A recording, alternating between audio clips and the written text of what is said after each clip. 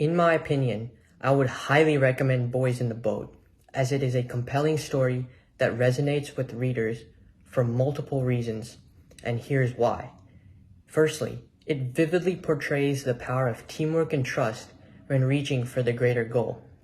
The Washington boys were able to set aside their ego and unify among themselves for the gold medal, connecting to real-life situations, such as in sports, where team members cooperate together to strive for national championships, or in creating trustworthy bonds between you and your friends, where you are able to speak freely of your vulnerabilities and also seek advice. However, the book also highlights disturbing truths about Hitler and the Nazis' propaganda machine during the 1936 Olympics and throughout World War II, exposing how the Nazi regime put up a facade of benevolence to deceive the rest of the world. And through this, the author, Daniel James Brown, is able to create this antithesis of the Nazi success with this stark contrast in socioeconomic classes through the journey of the main character, Joe Rance, who overcame humble beginnings in Washington, facing hardships and discrimination during the Great Depression to winning it all, motivating many like me to overcome adversity and to find the strength to persevere.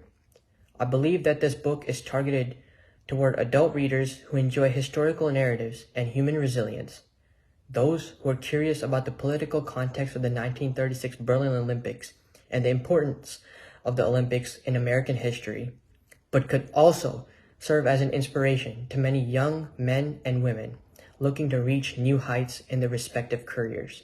In summary, The Boys in the Boat isn't just about rowing. It's about the spirit of humans to rise above challenges, and perfect for those who are chasing their dreams.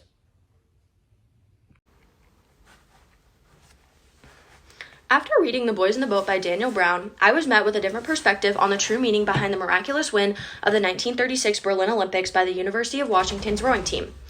I had heard of this monumental victory for America, but had not truly understood the background and more personal side to it.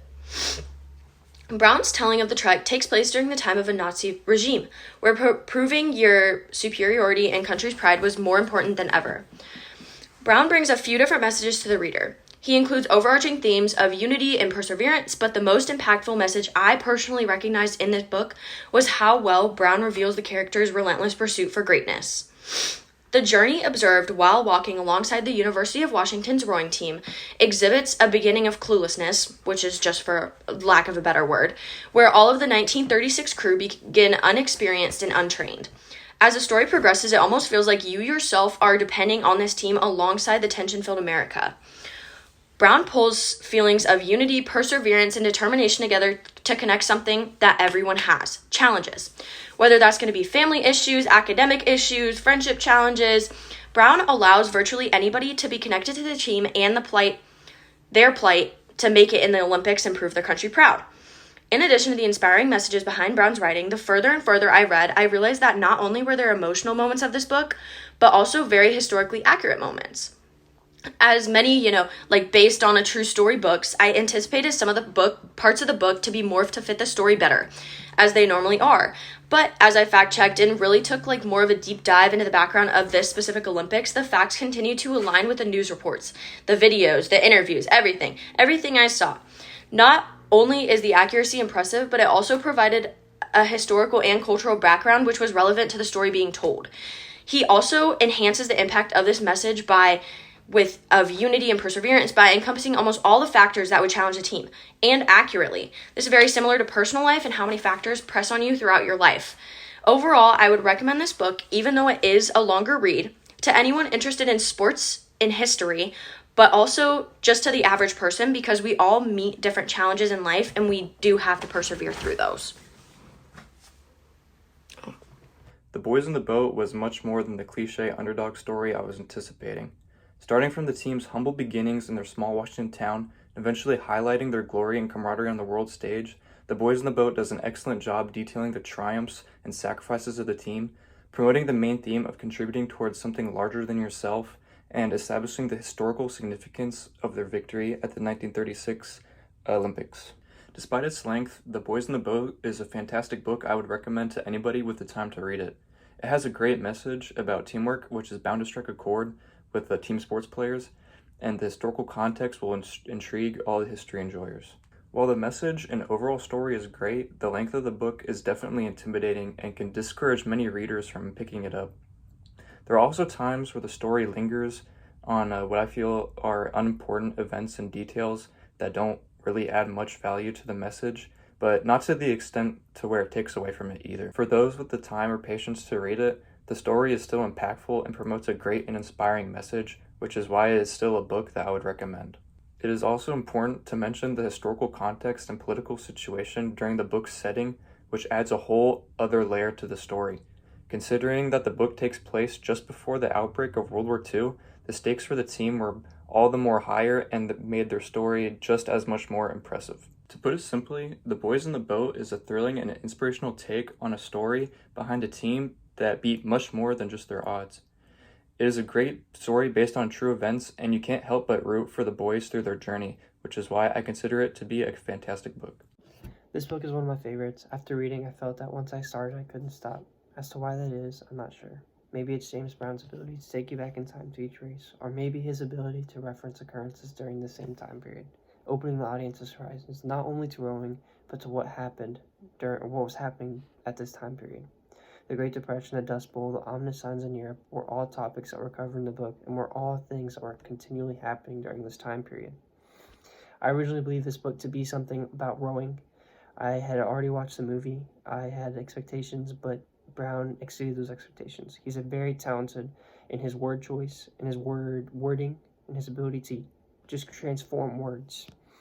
In my opinion, each book only has about 6 to 8 pages of meaningful information. I think I've told you that before, but 6 to 8 pages of meaningful content, and I felt this page continually exceeded my expectation in terms of what I could take away from it.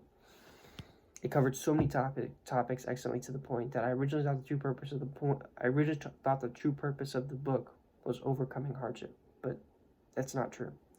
Overcoming hardship was natural to each one of these people in the book, and to cast aside yourself, your emotions, your beliefs, your thoughts was all the main focus after it had already established what they were facing. Despite the hardships that each one of them faced, they were able to come together and work as they were able to mend. And that was the purpose of what the Olympics meant. It meant the accumulation of all the hard work that they put in together. But what I thought was so amazing about this book is that it doesn't implicitly state anything about our generation, but it contrasts our generation, in my mind at least, it contrasts our generation very well.